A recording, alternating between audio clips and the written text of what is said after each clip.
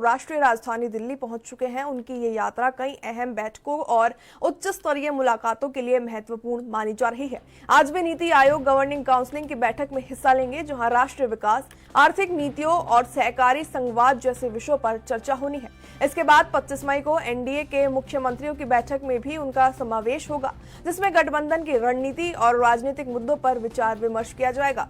Operation सिंदूर के बाद ये दौरा विशेष महत्व रखता है। राजनीतिक गलियारों में चर्चा है कि इस दौरान उत्तर प्रदेश के मंत्रिमंडल में बदलाव और नए डीजीपी की नवनियुक्ति पर भी बात हो सकती है। ऐसे में मुख्यमंत्री योगी आदित्यनाथ, प्रधानमंत्री नरेंद्र मोदी, गृह मंत्री अमित शाह और अन्य वरिष्ठ भाजपा नेताओं से मुलाकात करेंगे। इन मुलाकातों से प्रदेश में कानून व्यवस्था, विकास परियोजनाएं, चुनावी रणनीतियों और पार्टी संगठन पर विशेष फोकस दिया जाएगा। तो वहीं आपको बता दें, साथ ही नए प्रदेश अध्यक्ष की नियुक्ति और पंचायत तथा विधानसभा चुनाव की तैयारियों पर भी चर्चा होने की उम्मीद है।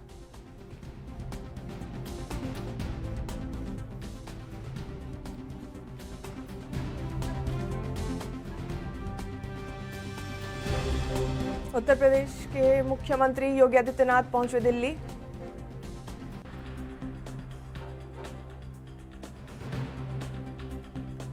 नीति आयोग की जो गवर्निंग काउंसिल की 10वीं बैठक आज आयोजित होनी है, उसमें हिस्सा लेने के लिए मुख्यमंत्री योगी आदित्यनाथ दिल्ली पहुंचे हैं। उसके बाद 25 मई को जो 21 माफ कीजिएगा, भाजपा शासित या एनडीए शासित जो राज्य हैं, उनके मुख्यमंत्रियों की जो बैठक होनी है, उसमें भी मुख्यमंत्री योगी आदित्यनाथ जो है वो हिस्सा लेंगे। इस दौरान उत्तर प्रदेश के कई अहम विषयों पर चर्चा संभव मानी जा रही है। तो वहीं सीएम योगी, पीएम नरेंद्र मोदी, गृह मंत्री अमित शाह समेत तमाम बड़े नेताओं से भी मुलाकात करते नजर आएंगे अपने दिल्ली दौरे के दौरान। तो वहीं इन मुलाकातों में प्रदेश की कानून व्यवस्था, विकास परियोजनाओं, चुनावी रणनीतियों और पार्टी संगठन पर विशेष फोकस किया जाएगा। तो आपको बता दें, साथ ही नए प्रदेश अध्यक्ष की नियुक्ति और पंचायत तथा विधानसभा चुनाव की तैयारियों पर भी चर्चा होने की उम्मीद जताई जा रही है।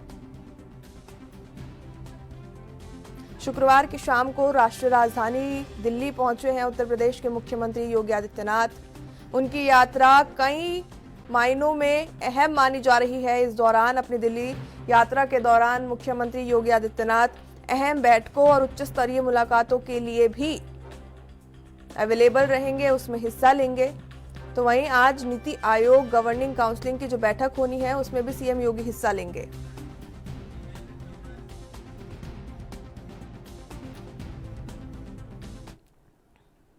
चलिए, इस खबर पर ज्यादा जानकारी के लिए लखनऊ से हमारे संवाददाता जितेंद्र चौहान हमारे साथ जुड़ चुके हैं। जितेंद्र, कई मायनों में मुख्यमंत्री योगी आदित्यनाथ का ये जो दौरा है अहम माना जाता है, क्या कुछ जानकारी इसको लेकर? देखिए, यूपी के मुख्यमंत्री योगी आदित्यनाथ आज दिल्ली में है और आज दिल्ली में कहीं न कहीं जो नीति आयोग है उसमें शामिल होंगे। नीति आयोग की बैठक इसलिए महत्वपूर्ण है कि उत्तर प्रदेश कैसे वन ग्रीन इकोनॉमी में सहयोग कर रहा है, कौन से ऐसे काम जो उत्तर प्रदेश में जो रोजगार लगाने का काम हो, चाहे वो अलग अलग उद्योग लगाने का काम हो, उन सबको लेकर कहीं न कहीं चर्चा की। और अभी तक किस तरह की उत्तर प्रदेश में विकास हुआ है, इन सब बातों पर आज नीति आयोग की बैठक हुई। मुख्यमंत्री योगी आदित्यनाथ गवर्निंग काउंसिल की बैठक में इसमें कहीं न कहीं रखने का काम करेंगे। और साफ ही कहा सकता है कि मुख्यमंत्री पीएम योगी आदित्यनाथ महत्वपूर्ण बैठेंगे और आज संभावित जो उनका जो दौरा है उसमें कई महत्वपूर्ण मुलाकात भी करेंगे, जिसमें माना जा रहा है कि देश के प्रधानमंत्री नरेंद्र मोदी से, गृह मंत्री अमित शाह से, पार्टी अध्यक्ष जेपी नड्डा से मुलाकात कहीं न कहीं करने का काम करेंगे और बैठक में हिस्सा लेने का काम करेंगे। और राष्ट्रीय विकास, आर्थिक नीति और सहकारी संवाद जैसे मुद्दों पर चर्चा की जाएगी नीति आयोग में। और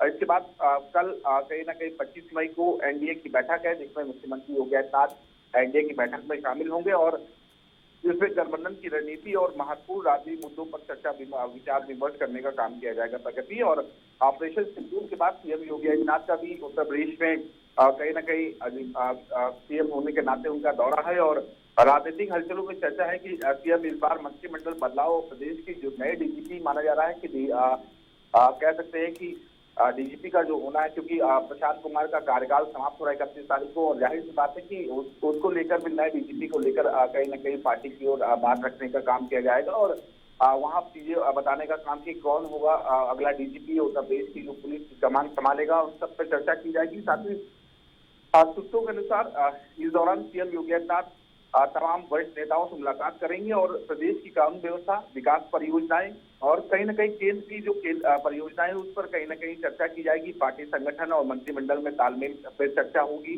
प्रदेश में आए सभी जो अध्यक्ष है यूपी भाजपा प्रदेश अध्यक्ष, हालांकि संगठन के चुनाव में अभी तक कहीं यूपी भाजपा का अलग अलग अध्यक्ष हों, उन सबका चुनाव अभी तक नहीं हो सका और संगठन हालांकि चुनाव पूर्ण हो चुका है, लेकिन अभी किसी प्रकार का कोई भी चेहरे का ऐलान नहीं किया गया और साफ विकास है कि उस पर भी चर्चा की जा सकती है और तमाम जो कह सकते हैं कि विधायकों, बड़े नेताओं को लखनऊ, दिल्ली पर पैरवी में जुटे हैं, क्योंकि अगले वर्ष होने वाले जो पंचायत चुनाव हो उस पर रणनीति पर चर्चा की जा सकती है। विधानसभा चुनाव की तैयारी को लेकर बातचीत की जा सकती है। तो ऐसे कई अहम मुद्दे हैं जिस पर कहीं न कहीं मुख्यमंत्री योगी आदित्यनाथ आज और कल दिल्ली में तमाम मुलाकातें करने का काम करेंगे। नीति आयोग की बैठक में होंगे और नीति आयोग की बैठक में तमाम विषयों पर चर्चा है, 1 ट्रिलियन इकोनॉमी को लेकर, उस पर कहीं न कहीं प्रगति बातचीत करने का काम करेंगे और ये काफी महत्वपूर्ण है। और सीएम योगी आदित्यनाथ काफी महत्वपूर्ण को देखते हुए कह सकते हैं कि तमाम विषयों पर चर्चा के संगठन में बदलाव की कैबिनेट माना जा रहा है कि कैबिनेट विस्तार को लेकर भी चर्चा की जा सकती है। किन चेहरों को प्रदेश अध्यक्ष को लेकर बातचीत की जा सकती है। उत्तर प्रदेश की कानून व्यवस्था को लेकर बातचीत कर सकती है। नए डीजीपी को लेकर चर्चा की जा सकती है कि नए डीजीपी को लाया जाए या प्रशांत कुमार का ही विस्तार करने का काम किया जाए, उनका कार्यकाल आगे बढ़ाया जाए। इन सब पर पूरी तरह से चर्चा होगी और काफी महत्वपूर्ण है ये 2 दिन। मुख्यमंत्री योगी आदित्यनाथ दिल्ली में रहकर दिल्ली दरबार में कहीं न कहीं जो तमाम चीजें हैं उस पर चर्चा की गई। बिल्कुल जितेंद्र, सीएम योगी आदित्यनाथ जो है आज नीति आयोग की जो 10वीं बैठक होने जा रही है उसमें भी हिस्सा लेंगे, उसमें भी सम्मिलित होते नजर आएंगे।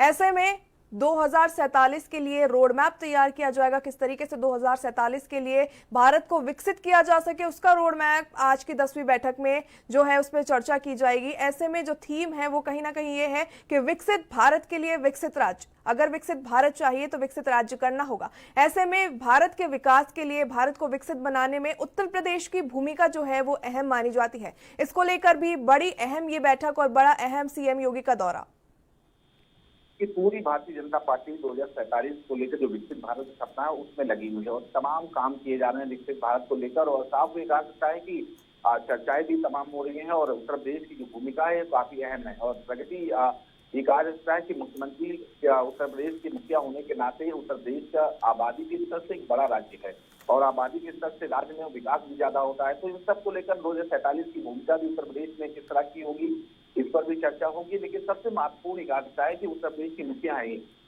2027 में विधानसभा चुनाव और पंचायत चुनाव, ये इनके लिए महत्वपूर्ण है। संगठन में बदलाव, प्रदेश अध्यक्ष का चुनाव, ये सब ऐसे कई अहम मुद्दे हैं जो इनके कंधे पर है, मुख्यमंत्री योगी आदित्यनाथ के कंधे पर है और इनको कहीं ना कहीं समय से करना पूरा। तो जाहिर सी बात है कि मुख्यमंत्री योगी आदित्यनाथ की जिम्मेदारी है और इसी को लेकर तमाम विषयों पर चर्चा हो जाती है। दिल्ली दरबार से जो फोन आते हैं पंचायत चुनाव को लेकर जो रणनीति बनाई जाएगी उस पर भी कहीं न कहीं चर्चा की जाएगी और पूरी तरह से कैंडिडेट कौन होगा, किस तरह से चुनाव, पंचायत चुनाव लड़ा जाएगा और कहीं न कहीं विपक्ष को कैसे जवाब देना है, इस सब पे कहीं न कहीं पूरी तरह से और ऐसे कौन से मुद्दे होगी जो पंचायत चुनाव को लेकर मैनिफेस्टो हो, चाहे विधानसभा चुनाव को लेकर मैनिफेस्टो हो, उन सब पे पूरी तरह से चर्चा की जाएगी और चीजों को बताया जाएगा। और दिल्ली दरबार में जो बैठे तमाम जो बड़े नेता है वो कहीं ना कहीं विचार विमर्श एक साथ बैठकर करेंगे और कहीं ना कहीं जो भी बदलाव की आवश्यकता होगी, मंत्रिमंडल बदलाव की होगी, उन सब पर कहीं ना कहीं चर्चा की जाएगी। उसके बाद पार्टी का निर्णय है कि पार्टी किस तरह से नए प्रदेश अध्यक्ष का चुनाव, क्योंकि प्रदेश अध्यक्ष का चुनाव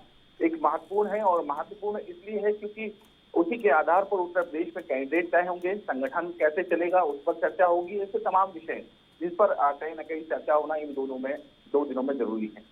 बिल्कुल जितेंद्र, जिस तरीके से ऑपरेशन सिंदूर के बाद में ये नीति आयोग की बैठक खास मानी जा रही है, ठीक उसी प्रकार से सीएम योगी आदित्यनाथ का भी ये दौरा अहम माना जा रहा है। इस दौरे के दौरान पहले तो वो नीति आयोग की जो काउंसलिंग बैठक है उसमें सम्मिलित होंगे, उसके बाद में 25 मई को जो एनडीए शासित प्रदेशों के मुख्यमंत्रियों की बैठक होनी है उसमें ये शामिल होंगे। तो कहीं ना कहीं ऑपरेशन सिंदूर के बाद में जो सुरक्षा व्यवस्था है उसको लेकर भी चर्चा मानी जा रही है।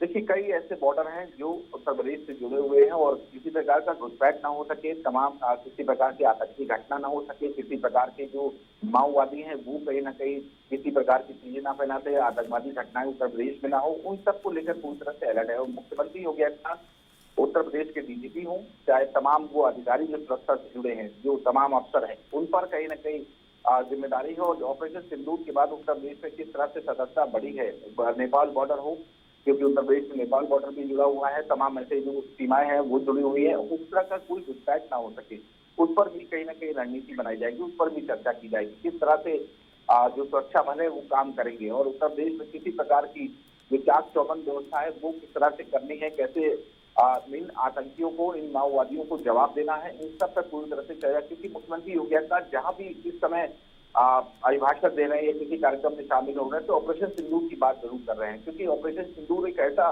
भारतीय सेना ने सफल बनाया है कि उसका जवाब पाकिस्तान को अच्छे से मिला है। और जाहिर सी बात है कि उसकी सराहना और देश की तीनों सेनाओं की सराहना मुख्यमंत्री योगी आदित्यनाथ कर रहे हैं और पाकिस्तान को मंच से कहीं ना कहीं लगाने का काम मुख्यमंत्री योगी आदित्यनाथ देने का काम कर रहे हैं। तो पूरी तरह से चीजें उन्हीं के हाथ में, क्योंकि उत्तर प्रदेश की मुखिया है और जाहिर सी बात है कि इन सबको देखते हुए भी चर्चा की जा सकती है। ऑपरेशन सिंदूर काफी महत्वपूर्ण एक ऑपरेशन था और उन बेटियों, उन माओं को और उन माताओं का श्रद्धांजलि थी जिनका सिंदूर उजाड़ने का प्रयास किया पाकिस्तानी आतंकवादियों को। जाहिर सी बात है उसका मुंहतोड़ जवाब दिया गया, लेकिन किसी प्रकार की कोई हरकत क्योंकि अलग अलग राज्यों में हो, क्योंकि सभी देश के सभी राज्यों को अलर्ट में रखा गया है, विपक्ष भी साथ में है और कहीं ना कहीं इन सब को लेकर चर्चा की जा सकती है। और काफी महत्वपूर्ण जो 2 दिन होगा मुख्यमंत्री योगी आदित्यनाथ करेंगे। आज नीति आयोग की बैठक में शामिल होंगे, रात्रि विश्राम करेंगे और सुबह जो मुलाकात का सिलसिला है तमाम नेताओं से, तमाम जो दिल्ली दरबार में बैठे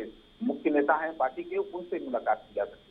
बिल्कुल जितेंद्र, जिस तरीके से अभी आप थोड़ी देर पहले जिक्र कर रहे थे कि उत्तर प्रदेश के जो डीजीपी का कार्यकाल है वो कहीं ना कहीं अब 31 मई को जो है समाप्त होने वाला है, पूरा होने वाला है। ऐसे में मुख्यमंत्री का ये दौरा उत्तर प्रदेश के नए डीजीपी को लेकर भी अहम माना जा रहा है।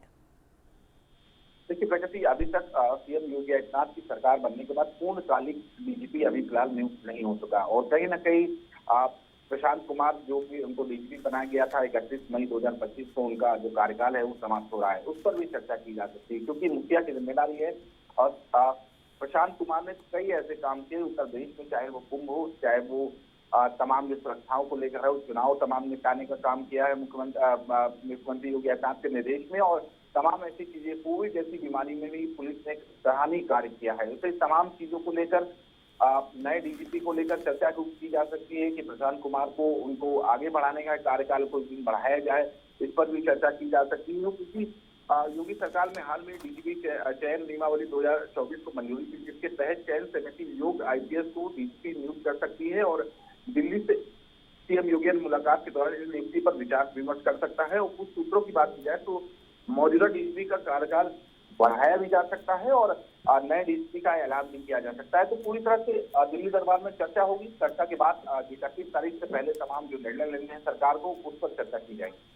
बिल्कुल जितेंद्र, मुख्यमंत्री योगी आदित्यनाथ का ये जो दौरा है, क्या इस दौरान जो है वो राम मंदिर को लेकर भी चर्चा करते नजर आएंगे? क्योंकि जिस तरीके से हमने देखा कि कल वो अयोध्या पहुंचते हैं, मंदिर परिसर का भ्रमण करते हैं और हालिया जानकारी के अनुसार इस साल के अंत तक, 2025 के अंत तक मंदिर का जो विकास कार्य है या फिर जो कुछ भी वहां पे बिल्डिंग का काम चल रहा है वो पूरा हो जाएगा। देखिए 900 करोड़ रुपए की लागत से राम दरबार में एक दरबार कहीं ना कहीं फिर से निर्माण शुरू हो गया और कहीं ना कहीं एक हिंदुओं की आस्था से जुड़ा हुआ दरबार है और कहीं ना कहीं भारतीय जनता पार्टी का जो वादा था हमेशा से रहा है और एक बड़े नेता जो कल्याण सिंह के कार्यकाल से लेकर राम मंदिर बनाने की जो बात थी, प्रधानमंत्री नरेंद्र मोदी ने इसकी नींव रखी थी और राम मंदिर आज बनकर तैयार हो गया है। लाखों भक्त रोज दर्शन करते हैं और उसका विस्तार लगातार किया जा रहा है क्योंकि हिंदुओं से आस्था से जुड़ा राम मंदिर आखिरकार तैयार हो गया और इसी को लेकर और उसका कैसे विस्तार किया जाए, कैसे सौंदर्यीकरण किया जाए, कैसे उसको आगे ले जाने का काम किया जाए, इन सब पर पूरी तरह से चर्चा की जाएगी। और जब मंदिर पूर्ण हो जाएगा तो देश के प्रधानमंत्री माना जाएगा कि उनको भी न्योता दिया जाएगा, उनको बुलावा दिया जाएगा और कहीं ना कहीं जो 900 करोड़ रुपए का विकास परियोजनाएं जो वहां पर चल रही है, जो मंदिर तैयार हो रहा है, उस पर भी कहीं ना कहीं मुख्यमंत्री योगी आदित्यनाथ आदेश देने का काम करेंगे। और साफ तौर पर कहा सकता है कि और रणनीति क्या है 2027 के चुनाव को, उस पर चर्चा की जा सकती है क्योंकि मथुरा में जो राधा रानी या कह सकते भगवान श्री कृष्ण का जो कॉरिडोर बनना है उस पर भी सुप्रीम कोर्ट से मंजूरी मिल गई है, उसको भी कहीं ना कहीं तैयार कराना है। तो पूरी तरह से उत्तर प्रदेश को पंख कैसे लगाना है, कैसे विकास से जोड़ा जाए, जो कि 1 ट्रिलियन इकोनॉमी में उत्तर प्रदेश पूरी तरह से सहयोग कर सके, उस पर भी पूरी तरह से चर्चा होगी। चलिए, बहुत बहुत धन्यवाद जितेंद्र तमाम जानकारियों के लिए आपका।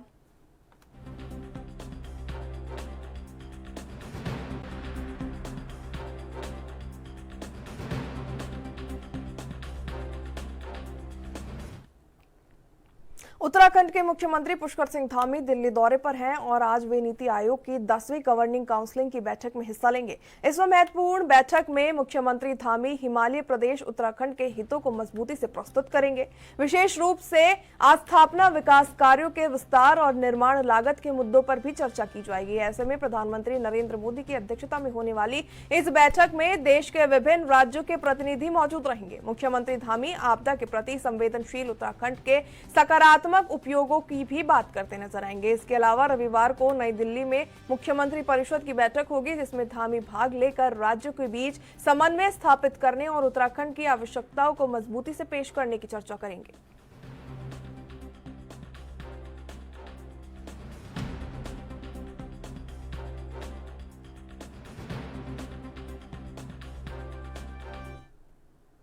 चलिए, इस खबर पर ज्यादा जानकारी के लिए हमारे संवाददाता अभिनव नायक हमारे साथ जुड़ चुके हैं। अभिनव, मुख्यमंत्री पुष्कर सिंह धामी 10वीं नीति आयोग की काउंसलिंग बैठक में हिस्सा लेने के लिए राजधानी दिल्ली पहुंच चुके हैं, क्या कुछ अपडेट? बिल्कुल प्रगति, अगर बात मुख्यमंत्री पुष्कर सिंह धामी अगर बात करें तो नीति आयोग की आज जो है बैठक होनी है, काउंसिल की मुख्यमंत्री शामिल होंगे। बात करें तो आज जो मुख्यमंत्री हिमाचल प्रदेश रखने जा रहे हैं, जो है वो मजबूती से बात जो अवस्थापना विकास कार्य है और जो विस्तार है, विस्तार के जो कार्य है, निर्माण लागत है, इन सभी पर जो है आज सहमति है। यह विषय भी जो मुख्यमंत्री बैठक में उठाने जा रहे हैं। इसके अलावा बात करें तो कल भी जो है बैठक नई दिल्ली में हुई है, मुख्यमंत्री की तरफ से लगातार तैयारियां बात करें तो गवर्निंग काउंसिल की बैठक प्रधानमंत्री भी शामिल होंगे।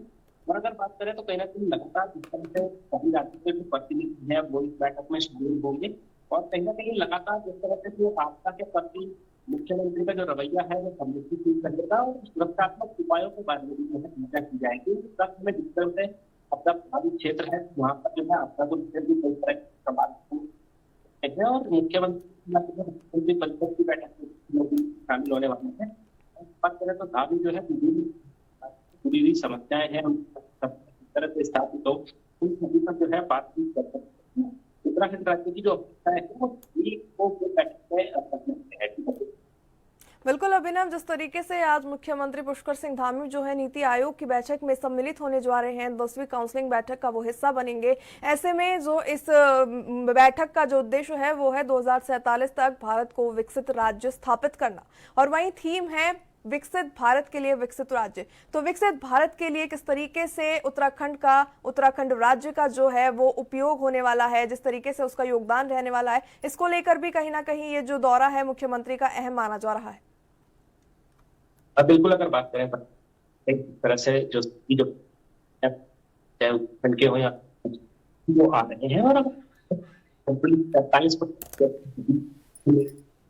कहीं ना कहीं उत्तराखंड के लिए भी काफी मायने रखता है और जिस तरह से अवस्थापना विकास उसके विकास को लेकर चर्चा है वो हो सकती है। सभी मुद्दे जो है मुख्यमंत्री बैठक में उठा सकते हैं और कहीं ना कहीं जो नीति की बैठक है काफी महत्वपूर्ण बैठक है। गवर्निंग काउंसिल में जो शामिल होती है और खुद जो है प्रधानमंत्री नरेंद्र मोदी भी शामिल हुए।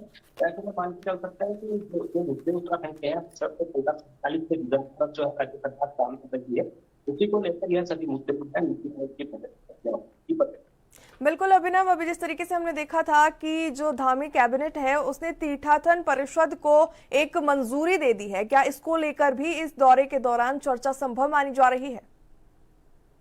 बिल्कुल, अगर बात करें तो पर्यटन ऐसा माना भी जा रहा है। चलिए, बहुत बहुत धन्यवाद आपका तमाम जानकारियों के लिए।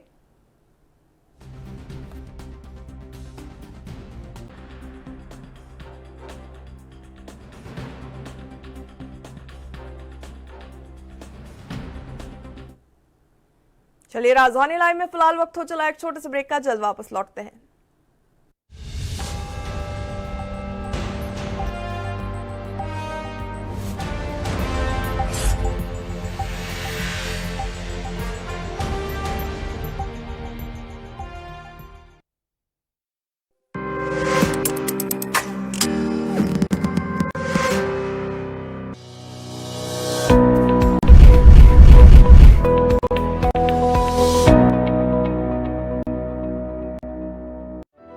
उत्तराखंड सरकार ने बीते 3 वर्षों में राष्ट्रीय शहरी आजीविका मिशन, प्रधानमंत्री स्वनिधि योजना, प्रधानमंत्री आवास योजना जैसी योजनाओं को सफलतापूर्वक लागू किया है। इन योजनाओं के माध्यम से शहरी गरीबों को रोजगार, वित्तीय सहायता और आवासीय सुविधाएं प्रदान की गई हैं, जिससे उनकी आजीविका बेहतर हुई है। राष्ट्रीय शहरी आजीविका मिशन के तहत स्वरोजगार, कौशल विकास और महिला सशक्तिकरण को बढ़ावा दिया गया है। सैकड़ों युवाओं को विभिन्न उद्योगों में प्रशिक्षित कर स्वरोजगार के लिए प्रेरित किया गया है।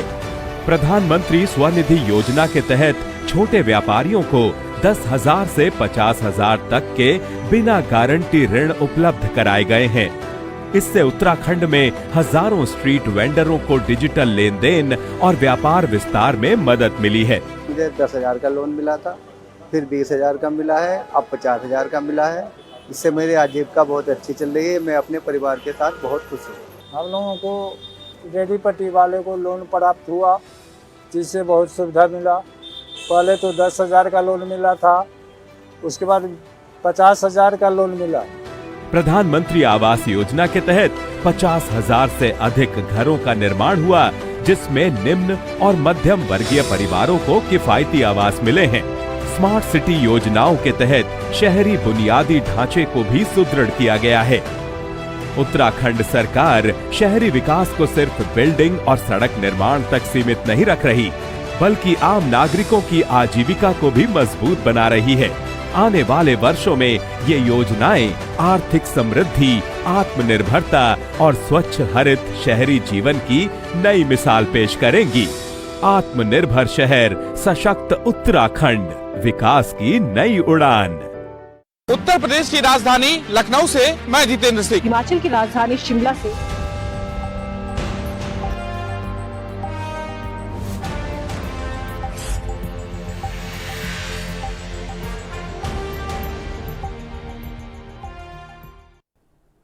ब्रेक के बाद एक बार फिर से आप सभी का स्वागत है। राजधानी लाइव को आगे बढ़ाते हैं। हिमाचल प्रदेश के मुख्यमंत्री सुखविंदर सिंह सुक्खू ने गुरुवार देर शाम दिल्ली के केंद्रीय वित्त मंत्री निर्मला सीतारमण और 16वें वित्त आयोग के चेयरपर्सन डॉक्टर अरविंद पनगड़िया से मुलाकात की। इस दौरान मुख्यमंत्री ने राज्य के लिए 2 अतिरिक्त कर्ज लेने की अनुमति मांगी है, क्योंकि वर्तमान में केंद्र सरकार ने राज्यों की कर्ज सीमा को जीडीपी से घटाकर 5 से घटाकर 3 कर दिया है, जिससे हिमाचल प्रदेश को आर्थिक संकट का सामना करना पड़ रहा है। सुक्खू ने बताया कि पहले की भाजपा सरकार को 5 सीमा के तहत लगभग 14,000 करोड़ का कर्ज मिल गया था, जबकि अब राज्य लगभग 6,000 करोड़ कम कर्ज ले पा रहा है। इसके साथ ही मुख्यमंत्री ने तुर्की के सेब आयात पर पूर्ण प्रतिबंध लगाने की भी मांग उठाई। उन्होंने कहा कि तुर्की द्वारा पाकिस्तान की मदद के बाद ये प्रतिबंध जरूरी हो गया है और ये कदम हिमाचल, उत्तराखंड और जम्मू कश्मीर के सेब उत्पादकों को राहत देगा। साथ ही सुक्खू ने इस मामले को राष्ट्रीय हित और किसान हित से जोड़कर मुद्दा बताया।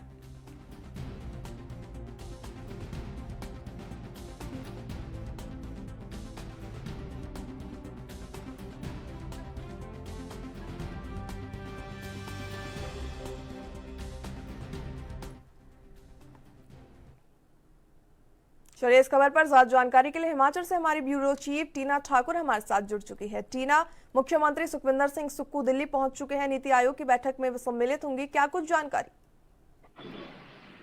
बिल्कुल, देखिए आज नीति आयोग की बैठक होनी है और मुख्यमंत्री पहले कह चुके हैं कि हिमाचल के वो मसले वहां पर उठाएंगे और इन पिछले 2 दिनों में वो लगातार केंद्र के नेताओं से मिले हैं और हिमाचल के मसले अलग अलग लेवल पर वहां पर उठाए हैं।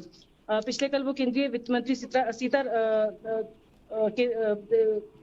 निर्मला सीतारमण से मिले थे और वहां पे उन्होंने हिमाचल के जो वित्तीय हालात है उनसे उनको अवगत करवाया और जो यहाँ पे जो वित्तीय जरूरतें हैं हिमाचल की उनसे भी उनको अवगत करवाया और उन्होंने यहाँ पे जो है जो कर्ज लेने की सीमा है, क्योंकि मई 2023 में ये कर्ज लेने की जो सीमा थी हिमाचल की वो घटा दी गई थी केंद्र की तरफ से, उसको बढ़ाने का उन्होंने आग्रह किया, क्योंकि उन्होंने कहा कि जो वित्तीय संकट है हिमाचल पे, जो जिस तरह से हिमाचल इस वक्त जूझ रहा है उस वक्त हिमाचल को जो है और कर्ज लेने की आवश्यकता है ताकि जो विकास कार्य है और अन्य आवश्यकता है उनको पूरा किया जा सके। तो ऐसे में उन्होंने जो 2% जो अतिरिक्त कर्ज है वो लेने की इजाजत मांगी है और इसके अलावा जो पूर्व भाजपा के समय में 5% की छूट मिलती थी, उसमें 14,000 करोड़ का कर्ज लिया गया था। तो ऐसे में इस बार जो हिमाचल है वो 6,000 करोड़ जो कर्ज है वो कम ले पा रहा है, क्योंकि उसकी जो कर्ज की सीमा है उसको घटा दिया गया था। तो ऐसे में मुख्यमंत्री ने ये वाला पक्ष वहां पे रखा है कि इसके कारण जो 14,000 करोड़ रुपए कम हिमाचल ले पा रहा है, उससे क्या क्या जो परेशानियां है वो हिमाचल को यहाँ पे उठानी पड़ रही है। ऐसे में जो मुख्यमंत्री है उन्होंने यहाँ पे तमाम पहलू जो हिमाचल के थे उनसे अवगत करवाया है। जो वित्तीय बाधाएं हैं, क्या क्या वित्तीय बाधाएं हिमाचल के विकास कार्यों के सामने आ रही है, उनसे उनको अवगत करवाया है। और हिमाचल जो सीएम है उन 16वें वित्त आयोग के जो अध्यक्ष हैं डॉक्टर अरविंद पनगड़िया, उनसे भी भेंट की और इस दौरान आयोग के समक्ष जो है वो प्रस्तुति भी दी है। तो ऐसे में उन्होंने कहा कि जो हिमाचल जो है वो पहाड़ी क्षेत्र है, भौगोलिक परिस्थितियां इसकी बहुत विकट है। तो ऐसे में हिमाचल को स्पेशल जो है वो ध्यान रखना चाहिए हिमाचल का, और जो विशेष पैकेज है वो हिमाचल के लिए जारी किया जाना चाहिए। तो ऐसे में उन्होंने तमाम चीजें जो है वो हिमाचल की पहलू रखी है। और इसके अलावा जो जीएसटी में कमी के कारण जो राज्य को नुकसान हुआ है उससे भी उन्होंने अवगत करवाया। उसके अलावा जो हिमाचल के लिए जो रेवेन्यू डेफिसिट ग्रांट है वो भी अनुदान जो है घटा लिया गया है, साल दर साल वो घटता जा रहा है। तो ऐसे में हिमाचल ने वो भी जो है केंद्र से उसमें भी सख्ती जो नरमी है वो अपनाने का आह्वान किया है, कि अपील की है कि वो जो रेवेन्यू डेफिसिट ग्रांट है वो जो लगातार हर साल घटा रहा है केंद्र, उसके कारण भी हिमाचल को जो है बहुत ज्यादा नुकसान यहाँ पे जो है झेलना पड़ रहा है। तो देखिए आज जो है वो प्रधानमंत्री के साथ बैठक है, तो वहां पे भी ये तमाम मसले मुख्यमंत्री उठाएंगे। और सबसे ज्यादा जो तुर्की के सेब का जो बताया गया था कि कोई हिमाचल के बागवान लगातार अलग अलग तरीके से जो है विरोध जता रहे हैं और अलग अलग माध्यमों से ज्ञापन भी प्रधानमंत्री को भेजा गया है। तो मुख्यमंत्री भी पहले कह चुके थे कि इसको जो है वहाँ प्रमुखता से यहाँ प्रधानमंत्री के सामने उठाया जाएगा। तो ऐसे में आज जो है प्रधानमंत्री के साथ बैठक है, तो काफी महत्वपूर्ण ये बैठक मानी जा रही है और हिमाचल के लिए काफी महत्वपूर्ण है, क्योंकि मुख्यमंत्री बार बार कह रहे हैं कि हिमाचल को जो है जो वित्तीय संकट वो झेल रहा है, जो अभाव है उसको जो है केंद्र को उसमें जो है नरमी अपनानी चाहिए। केंद्र को देखना चाहिए कि हिमाचल जो है पहाड़ी राज्य है और उसकी अलग एक जरूरतें हैं, तो उसको और अपने जो वित्तीय संसाधन है वो हिमाचल के बिल्कुल ना के बराबर हैं। तो ऐसे में केंद्र को सहायता के लिए आगे आना चाहिए। और जो पहले से कर्ज लेने की सीमा थी वो भी केंद्र ने घटाई थी, उस पर भी उनको जो है सोचना चाहिए कि हिमाचल को जो 14,000 रुपए करोड़ कम वो कर्ज ले पा रहा है, उससे भी हिमाचल के कई विकास कार्य और कई चीजें हैं जो वो रुक गई हैं। तो ऐसे में मुख्यमंत्री तमाम अपनी पूरी टीम के साथ वहां पहुंचे हैं, सारे सचिव वहां पर गए हैं और तमाम चीज वो हर जगह पे वो अलग अलग मंत्रालयों में जाकर जो है हिमाचल का पक्ष रख रहे हैं, हिमाचल की जो मांग है वो रख रहे हैं। तो ऐसे में उम्मीद है कि आज जो प्रधानमंत्री के साथ उनकी बैठक होनी है वो भी कोई सकारात्मक पहलू जो है हिमाचल के लिए लेकर आए। जी बिल्कुल टीना, जिस तरीके से अभी आप जिक्र कर रही थी कि सीएम सुक्खू ने जो है वो वित्त मंत्री निर्मला सीतारमण से कल मुलाकात की है, हिमाचल के लिए बजट का इस दौरान जो है हवाला दिया गया है। ऐसे में हिमाचल के विकास के लिए किस तरीके से अहम वित्त मंत्री के साथ ये मुलाकात मानी जाए? देखिए प्रगति, काफी अहम इस मुलाकात को माना जा रहा है, क्योंकि पूरी तैयारी के साथ हिमाचल के मुख्यमंत्री गए थे और तमाम पहलू उन्होंने रखे हैं। जो जीएसटी के कारण हिमाचल को घाटा उठाना पड़ रहा है उसमें भी उन्होंने अनुदान की मांग हिमाचल के लिए की है। और जैसे मैंने पहले बताया कि जो कर्ज लेने की सीमा है वो 3% है हिमाचल की, उसमें कैप लगाया हुआ है केंद्र ने, उसमें भी उन्होंने अपना पक्ष रखा है कि उसके कारण भी हिमाचल को काफी जो है नुकसान वो झेलना पड़ रहा है। इसके अलावा एनपी जो एक जो न्यू पेंशन स्कीम है उसका पैसा जो है केंद्र के पास पड़ा हुआ है, वो भी बार बार हिमाचल मांग कर रहा है कि वो हिमाचल को दिया जाए। हालांकि केंद्र ने उसमें एक शर्त रखी थी और अब ये कहा जा रहा है कि हिमाचल वो शर्त मानने को मंजूर है, क्योंकि इस वक्त पैसा जो है हिमाचल को चाहिए और वित्तीय बाधाएं हिमाचल के सामने काफी ज्यादा है। तो ये काफी महत्वपूर्ण बैठक इसमें माना जा सकता है, क्योंकि अलग अलग पहलू, चाहे वो जीएसटी वाला रहा, रेवेन्यू डेफिशिएंट ग्रांट रहा और जो कर्ज लेने की सीमा हिमाचल की है, तमाम जो हिमाचल के पहलू थे वो उन्होंने केंद्रीय वित्त मंत्री के समक्ष रखे हैं। और केंद्रीय वित्त मंत्री की तरफ से आश्वासन भी मिला है कि वो इन सब पक्षों को देखेंगी और उसमें जो है आगे कोई फैसला लिया जाएगा। लेकिन फिलहाल हिमाचल की तरफ से जो है पूरे मजबूती के साथ अपना पक्ष रखा जा रहा है और ये उम्मीद की जा रही है कि केंद्र इन सब चीजों को ध्यान में रखेगा और आगे आने वाले समय में हिमाचल के लिए कुछ विशेष जो है राहत हो केंद्र की तरफ से हिमाचल को मिले। जी बिल्कुल टीना, जिस तरीके से कुछ दिन पहले खबर आई थी कि अपने दिल्ली दौरे के दौरान जो सीएम सुक्खू हैं वो केंद्रीय पर्यटन मंत्री गजेंद्र सिंह शेखावत से भी मुलाकात करते नजर आएंगे, तो ये दोनों की मुलाकात अगर होती है तो हिमाचल के पर्यटन को बड़ा बदलाव देखने को मिल सकता है। बिल्कुल, देखिए हिमाचल में मुख्यमंत्री पहले कह चुके हैं कि पर्यटन एक अर्थव्यवस्था की कड़ी है और अर्थव्यवस्था में महत्वपूर्ण भूमिका निभाती है। तो ऐसे में पर्यटन के लिए, क्योंकि हिमाचल पर्यटन स्थल पर्यटन राज्य के रूप में भी जाना जाता है, देश विदेश से पर्यटक यहाँ पहुंचते हैं और मुख्यमंत्री पहले भी कह चुके हैं कि हवाई जो सुविधाएं हैं उनको वो सीमित होने के कारण हिमाचल में पर्यटन उस तरह विकसित नहीं हो पा रहा है वो क्षेत्र जिस तरह से होना चाहिए था। तो ऐसे में उन्होंने कहा था कि जब वो केंद्रीय पर्यटन मंत्री से मिलेंगे तो उनके समक्ष जो है हिमाचल में जो लाहौल है वहां पे एक हवाई अड्डा स्थापित करने की बात की जाएगी, 9 हेलीपोर्ट्स की बात यहाँ पे रखी जाएगी कि उनको जो है जल्द से जल्द यहाँ पे फंक्शनल किया जाए। और इसके अलावा जो अभी ऑलरेडी जो 3 हमारे हवाई अड्डे चल रहे हैं वहां पे जो फ्लाइट्स है उनको बढ़ाने की बात की जाएगी। और इसके अलावा जो अनएक्सप्लोर्ड हिमाचल की कुछ जगहें हैं जो बहुत खूबसूरत है और जहां तक जो पर्यटक है वो सड़क सुविधा के अभाव के कारण या किसी अभाव के कारण जो है वो पहुंच नहीं पा रहा है, तो उन क्षेत्रों को विकसित करने की बात वहां पे रखी जाएगी। यानी पूरी प्रस्तुति जो है हिमाचल की मुख्यमंत्री अपनी टीम के साथ वहां पर देंगे कि किस तरह से हिमाचल को अगर पर्यटन में अलग से फंड मिलता है, केंद्र से अलग से सहायता मिलती है, तो किस तरह हिमाचल को एक बड़ा बूस्ट यहाँ पे मिल सकता है। केंद्र समक्ष ये सारे मुद्दे रखे जाएंगे। पर्यटन में किस तरह से हिमाचल को केंद्र सहायता कर सकता है और उसकी सहायता से क्या क्या हिमाचल में आने वाले टाइम में जो है बदलाव किए जा सकते हैं, क्या क्या पर्यटन क्षेत्र में जो है वो नई योजनाएं शुरू की जा सकती है, तमाम चीजें जो है वो उनके समक्ष रखेंगे। और उम्मीद यही जताई जा रही है मुख्यमंत्री की तरफ से कि केंद्र इन तमाम पहलुओं को ध्यान में रखेगा और आने वाले समय में जो फंड करेगा और आने वाले समय में जो परियोजना या योजना हिमाचल को देगा उसमें इन सब तमाम पहलुओं को ध्यान में रखा जाएगा कि हिमाचल में किस तरह से जो पर्यटन की परियोजनाएं हैं उनको नए क्षेत्रों में शुरू किया जाए और जो ऑलरेडी जहाँ पे पर्यटन क्षेत्र है वहां पे और अधिक सुविधाएं कैसे पर्यटकों को दी जाए। जी चलिए, बहुत बहुत धन्यवाद टीना आपका तमाम जानकारियों को हमारे साथ साझा करने के लिए।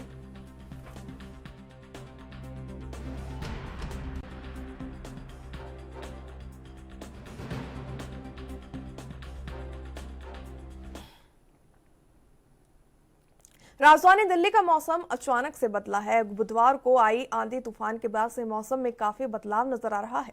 मौसम विभाग ने आज भी राजधानी दिल्ली में तेज हवाओं और बारिश का अलर्ट जारी किया है। इस दौरान न्यूनतम तापमान 23 से 25 डिग्री सेल्सियस और अधिकतम तापमान 37 से 38 डिग्री सेल्सियस के बीच रहने की संभावना जताई गई है। हालांकि 25 मई से दिल्ली में तापमान में फिर से वृद्धि के संकेत भी मिल रहे हैं। ऐसे में लोगों को मौसम के इस बदलाव के लिए सतर्क रहने की सलाह दी गई।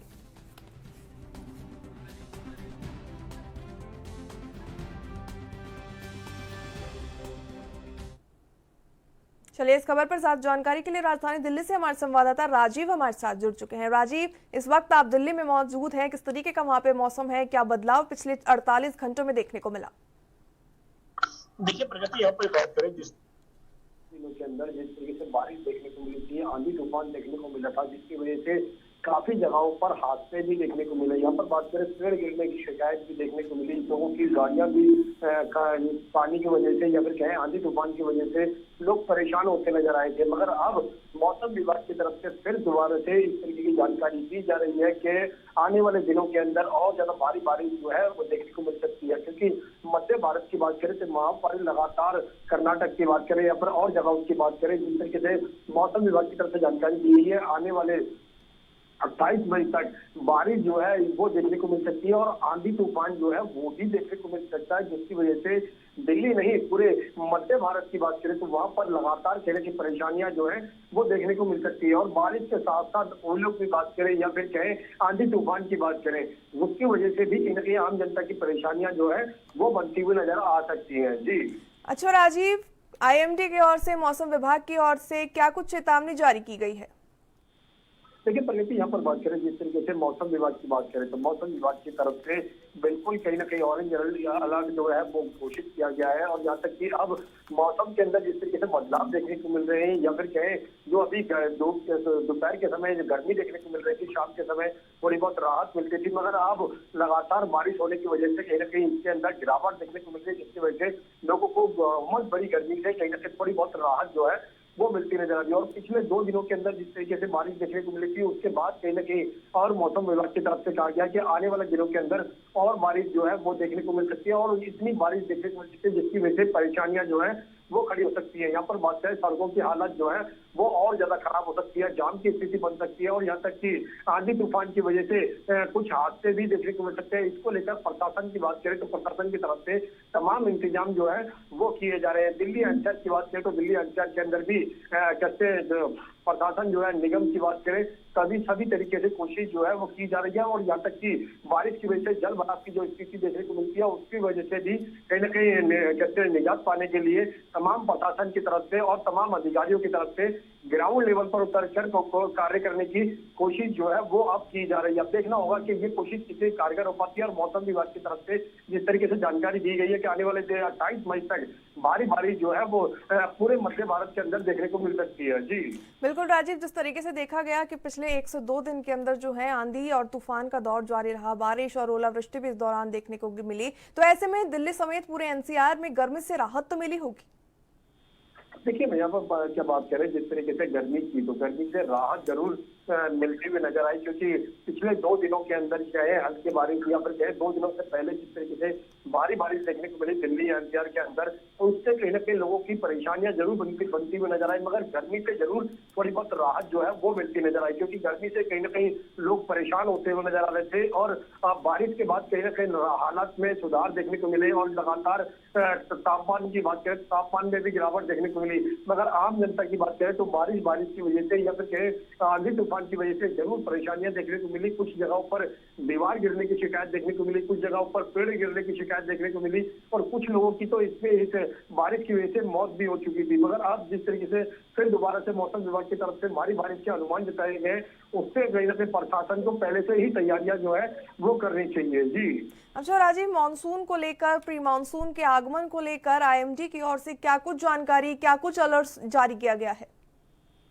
देखिए यहाँ पर बात करें मौसम विभाग की, तो मौसम विभाग की तरफ से ऑरेंज अलर्ट जो है वो घोषित किया गया है, और कुछ जगहों पर रेड अलर्ट जो है वो भी घोषित किया गया है। मगर यहाँ पर बात करें जिस तरीके से मध्य भारत की, कर्नाटक की बात करें या फिर और जगहों की बात करें, वहां पर चेन्नई की बात करें, तो यहाँ पर इन जगहों पर भारी बारिश के अनुमान जो है वो मौसम विभाग की तरफ से अब बताए गए हैं। सीधे सीधे कहें तो कहीं ना कहीं बारिश के साथ साथ ओलों की बात करें या फिर आंधी तूफान की बात करें, क्योंकि आंधी तूफान की वजह से सबसे ज्यादा नुकसान जो है वो देखने को मिलता है, और इसी की वजह से कहीं ना कहीं परेशानियां जो है वो बढ़ती हुई, रास्ते जो है वो कहीं ना कहीं बंद हो जाते हैं कई बार तो, और कहीं पेड़ गिरने की वजह से कहीं ना कहीं लोगों की गाड़ियां जो है वो दब जाती हैं, लोगों को नुकसान होता है, वो चीज देखने को मिल रही है। और अब आप आने वाले दिनों की बात करें तो आने वाले दिनों के अंदर इस तरह की बारिश जो है वो अब देखने को मिल सकती है, और इससे प्रशासन जो है कितनी लोगों की मदद कर पाएगा। और पेड़ गिरने की शिकायत जो देखने को मिलती थी उसकी वजह से भी कहीं ना कहीं रास्ते जो है बंद हो जाते थे, मगर प्रशासन की तरफ से ग्राउंड लेवल पर उतर कर कार्य करने की बात जो है वो की जा रही है। अब देखना होगा कि प्रशासन की तरफ से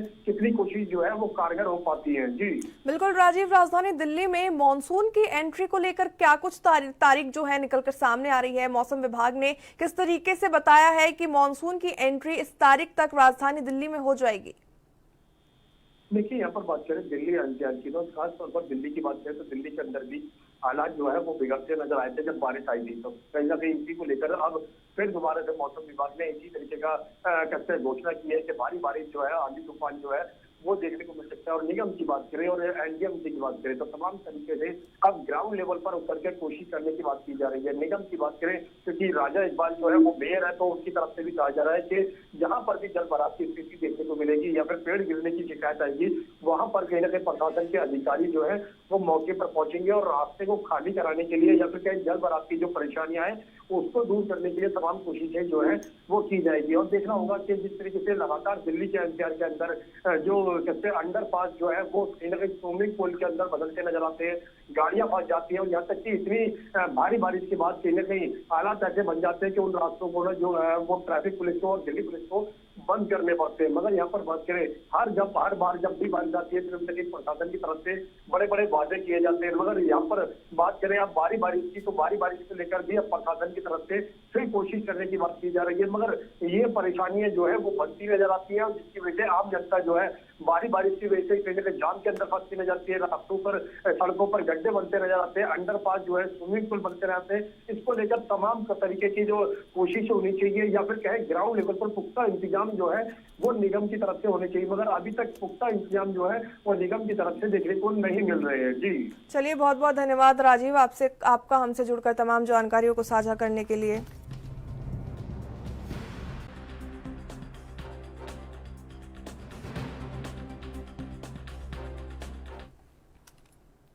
मोहाली में साइबर फ्रॉड के बढ़ते मामलों के बीच आज एक अहम प्रेस वार्ता होने जा रही है। मोहाली के एसएसपी हरमनदीप सिंह हंस सुबह तकरीबन 11 बजे मीडिया को संबोधित करेंगे और भरोसेमंद सूत्रों की माने तो इस प्रेस वार्ता में साइबर ठगों से जुड़े कोई बड़े खुलासे भी हो सकते हैं। तो वहीं आपको बता दें, पिछले दिनों में आम नागरिकों को फोन कॉल, ओटीपी और अन्य तकनीक तरीकों से निशाना बनाया गया और लाखों रुपए की ठगी की जा चुकी है। ऐसे में उम्मीद की जा रही है कि पुलिस प्रशासन इस बढ़ते खतरे को रोकने के लिए सख्त कदम उठाएगा और रुख अपनाएगा। ऐसे में ठगों के खिलाफ बड़े स्तर पर कार्रवाई की जानकारी भी आज दी जा सकती है।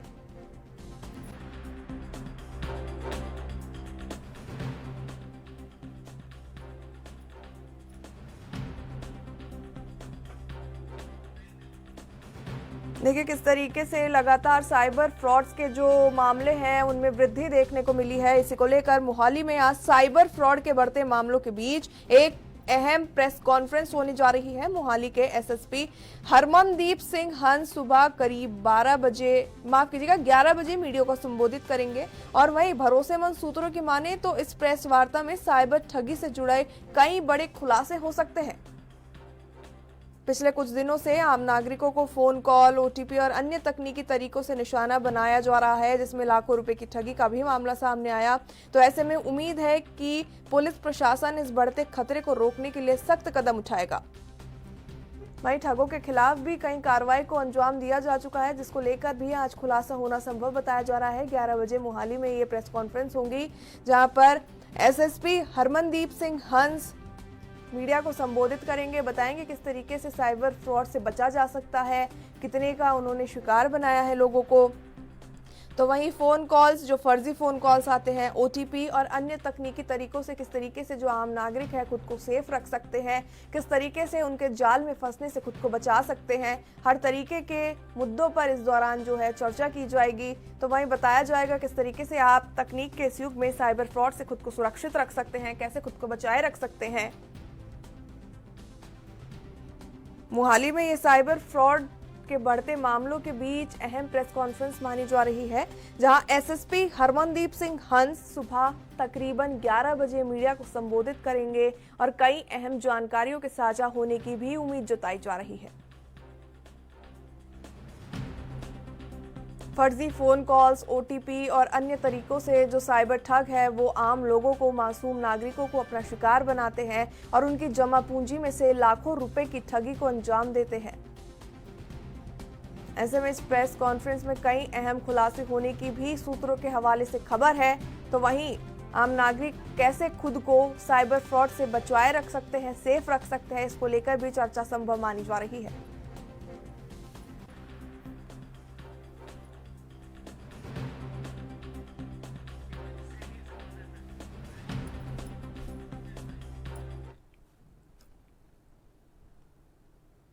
चलो इस खबर पर ज्यादा जानकारी के लिए चंडीगढ़ से हमारे संवाददाता अमित सेठी हमारे साथ जुड़ चुके हैं। अमित, बेहद अहम आज भी प्रेस कॉन्फ्रेंस होने जा रही है एसएसपी की ओर से, क्या कुछ जानकारी इसको लेकर?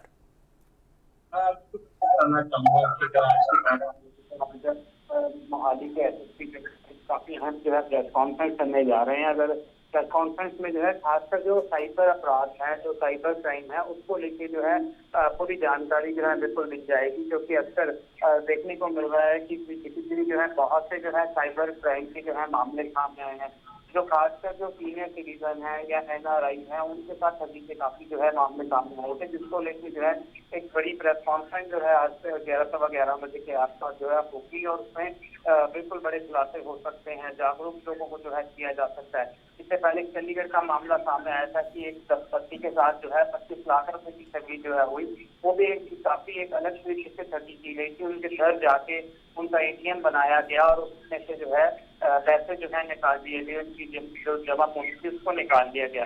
हालांकि चंडीगढ़ का मामला था और इसके साथ ही अगर मोहाली की बात करें तो मोहाली में भी इस तरह के कई मामले सामने आ चुके हैं जो आज बड़े खुलासे भी हो सकते हैं। जो केस से सॉल्व किए हैं वो भी बता सकते हैं और अन्य जानकारी भी दी जा सकती है। बिल्कुल अमित, आज की जो प्रेस कॉन्फ्रेंस होनी है लगभग 11 बजे का समय दिया गया है मीडिया को, तो ऐसे में किन बड़े खुलासों की होने की उम्मीद जताई जा रही है? बिल्कुल, अगर इस प्रेस कॉन्फ्रेंस की बात करें तो जो यहाँ पर मोहाली के अंदर, जिसका मैंने पहले भी जिक्र किया, जो अपराध जो है उनको खुलासा कोई हो सकता है या कोई बड़ी रिकवरी हो सकती है। साथ ही कि जो लोग हैं कि साइबर क्राइम का शिकार ना हो, उसको लेके जो है जानकारी दी जा सकती है, जागरूक लोगों को किया जा सकता है। क्योंकि SSP की अगर हम बात करें, जब से जो है कल मोहाली में जो वो क्राइम हुए हैं उनकी पहली एक प्रेस कॉन्फ्रेंस होगी, हो सकता है कि उसमें बड़े खुलासे जो है वो करते हैं। बिल्कुल अमित, क्या इस प्रेस कॉन्फ्रेंस के दौरान जो आम जनता है, जो नागरिक है, उनको किस तरीके से साइबर फ्रॉड से सुरक्षा प्रदान हो सके, किस तरीके से वो खुद को साइबर फ्रॉड से बचा सके, इसको लेकर भी प्रेस कॉन्फ्रेंस में SSP की ओर से कोई टिप्स साझा की जाएंगी या शेयर की जाएंगी? बिल्कुल, एक चीज मैं और आपके ध्यान में लाना चाहूंगा कि अगर हम आजकल किसी भी व्यक्ति को कॉल करते हैं तो उसमें साइबर ठगी का शिकार न हो, इस तरह की कॉल तो जाती है। साथ ही जरूर SSP जो है आज उन लोगों को जो है साइबर क्राइम की अगर हम बात करें तो उसको लेके जो है जागरूक जो है करेंगे, जरूर टिप्स जो है जरूर देंगे। जिस तरह से RBI की भी गाइडलाइंस है कि OTP जो है किसी को ना दिया जाए या फिर अपने अन्य जो भी उसके ATM और अकाउंट नंबर होते हैं वो ना बताए जाए, तो हो सकता है इस तरह की जानकारी जो है लोगों को जो है दी जाए। चलिए, बहुत बहुत धन्यवाद आपका तमाम जानकारियों को साझा करने के लिए।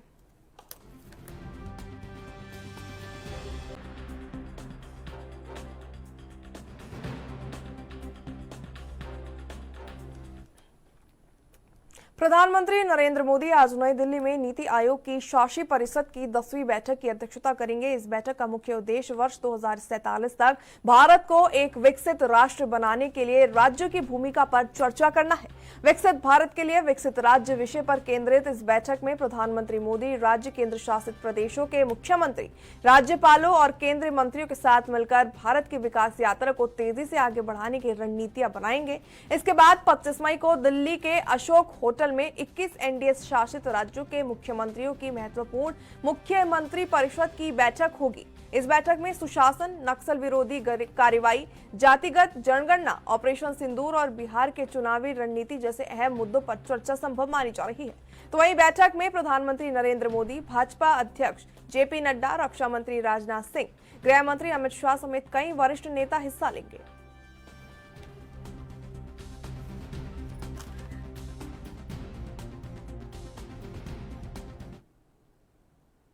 चलिए, इस खबर पर ज्यादा जानकारी के लिए राजधानी दिल्ली से हमारे संवाददाता अंबुज उपाध्याय हमारे साथ जुड़ चुके हैं। अंबुज, बेहद महत्वपूर्ण, बेहद अहम आज ये बैठक होने जा रही है। 10वीं नीति आयोग की काउंसलिंग की ये बैठक है, बेहद अहम इसको माना जा रहा है। हर मद्देनजर से क्या कुछ इसको लेकर अपडेट, क्या कुछ जानकारी?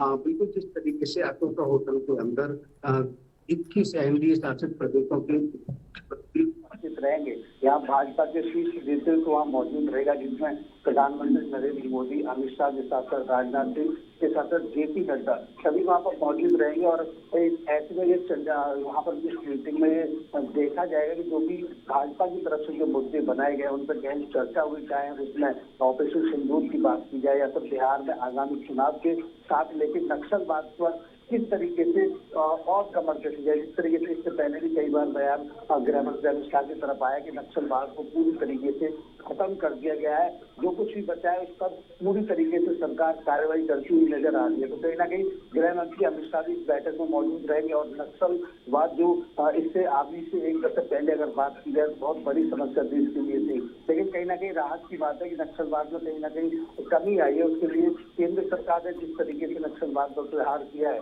तो बाकी में ठीक रहा है। उसमें ऐसे में अगर बात की जाए मुख्यमंत्रियों के साथ यही गहन चर्चा रहेगी तो ऑपरेशन सिंदूर के दौरान भारत सरकार के तरफ से किस तरीके से कार्रवाई की गई, और इसके साथ ही अगर बिहार चुनाव की बात की जाए तो बिहार चुनाव मुख्य मुद्दा रहेगा, जिसको लेकर के बिहार के मुख्यमंत्री नीतीश कुमार और एनडीए के प्रमुख दल भी हैं तो वो दिल्ली पहुंच चुके हैं और कल की इस मीटिंग में नीतीश कुमार भी वहाँ मौजूद रहेंगे। और ऐसे में ये चर्चा रहेगी कि बिहार का जो आगामी विधानसभा चुनाव है उसको लेकर के कैसे क्या रणनीति तैयार की जाए। जिस तरीके से वहाँ इंडिया गठबंधन की बात की है जो पूरी तरीके से सक्रिय है, इससे पहले भी अगर बात की जाए आरजेडी की तो तेजस्वी यादव ने बहुत अच्छी से वहाँ को चुनाव को लड़ा था, तो और कहीं ना कहीं नीतीश कुमार उस चुनाव में पिछड़े थे। तो ऐसे में ये सारी तैयारियां रहेंगी कि आने वाले समय में कैसे इस चुनाव को बेहतर लड़ा जाए।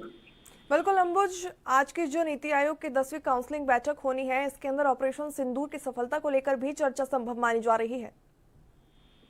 हाँ बिल्कुल, इस मीटिंग के अंदर भी यही ऑपरेशन सिंदूर जिस तरीके से भारत ने प्रहार किया है पाकिस्तान के अंदर बैठे उन आतंकी ठिकानों से लेकर पाकिस्तान के ऊपर जो भी कूटनीतिक से लेकर के हवाई जो भी युद्ध की जो स्थिति बनी और अभी जो सीज फायर की भी स्थिति चल रही है, पूरे ऑपरेशन सिंदूर के लिए जो 7 डेलीगेशन विदेशों में भेजे गए हैं और उनकी वहाँ पर क्या किस तरीके से कार्रवाई चल रही है इसको लेकर के पूरी तरीके से विस्तार से इस नीति आयोग की बैठक में इसकी चर्चा होगी। और ऐसे में ये देखा जाएगा कि आगे आने वाले समय में इस चर्चा के पीछे कहीं ना कहीं यह वजह अवश्य रही होगी जिस तरीके से विपक्ष की तरफ से बार बार सवाल उठाए जा रहे हैं ऑपरेशन सिंदूर को लेकर कि भाजपा राजनीति कर रही है। तो कहीं ना कहीं इस पूरे जो नीति आयोग की मीटिंग है, इस मीटिंग का कहीं ना कहीं मकसद यह अवश्य रहेगा कि भाजपा अपनी बात है यानी भारतीय जनता पार्टी अपनी बात है अपने जो प्रमुख जो घटक दल है उनके साथ उस बातों को साझा करे कि ऑपरेशन सिंदूर के दौरान जो कार्रवाई की गई है उसके पीछे थी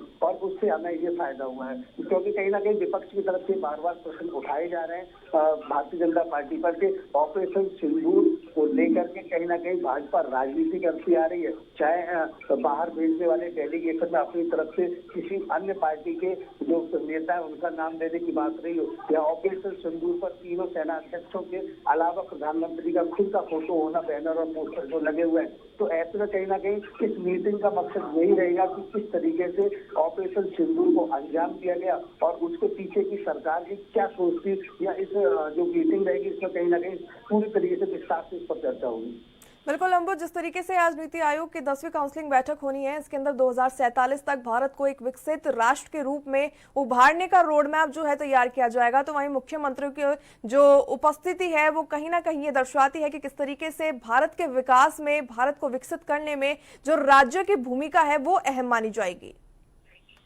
हाँ बिल्कुल, जिस तरीके से देखा जाए कि कहीं ना कहीं भारत के अंदर 28 राज्यों में कहीं ना कहीं ऐसे कुछ राज्यों की बातें निकल करके सामने आती है कि वहाँ पर वो राज्य उसके अंदर इस तरीके से ये कमियां चल रही हैं। तो और किसी भी देश को या किसी भी राज्य को संपन्न करने के लिए कहीं ना कहीं जो जितने भी नीचे से लेकर ऊपर तक सबको एकजुट होकर के इसमें आगे भागीदारी अपनी लेनी होती है। इससे पहले भी अगर बात की जाए तो राज्य के साथ साथ ग्राम पंचायतों का बढ़ना भी आगे बढ़ना, ग्राम पंचायतों का पूरे संगठित तरीके से कार्य करना कहीं ना कहीं वो एक देश को आगे बढ़ाता है। वैसे ये प्रश्न आपका उसी तरीके से है कि जब राज्य संपन्न होंगे और इस बात को वहाँ पर बैठ के अगर चर्चा होगी राज्यों में कहाँ क्या कमियां चल रही है, चाहे वो शासन व्यवस्था से संबंधित रही हो या उसके अलावा शिक्षा से लेके अन्य बातों पर चर्चा के साथ बात होगी, तो कहीं ना कहीं जब राज्य संपन्न होगा तो देश अपने आप ही विकसित होता चले जाएगा। इसको लेकर के कहीं ना कहीं भारतीय जनता पार्टी का ये एक मुख्य मुद्दा है जिसको बार बार विकसित भारत की बात करते हुए प्रधानमंत्री मोदी नजर आते हैं या अन्य भाजपा नेताओं की बात की जाए तो वो भी विकसित भारत की बात अवश्य होती है। तो ऐसे में देखना होगा जिस तरीके की जो मीटिंग होगी जिसमें 21 मुख्यमंत्री रहेंगे पूरे देश से, तो ऐसे में ऑपरेशन सिंदूर के अलावा और किन किन मुद्दों पर वहाँ पर बात होती है और इस मीटिंग के बाद क्या फैसला भारतीय जनता पार्टी सरकार की तरफ से खासतौर से बिहार चुनाव पर लिया जाता है। चलिए, बहुत बहुत धन्यवाद अंबुज, हमसे जुड़कर तमाम जानकारियों के साझा करने के लिए आपका।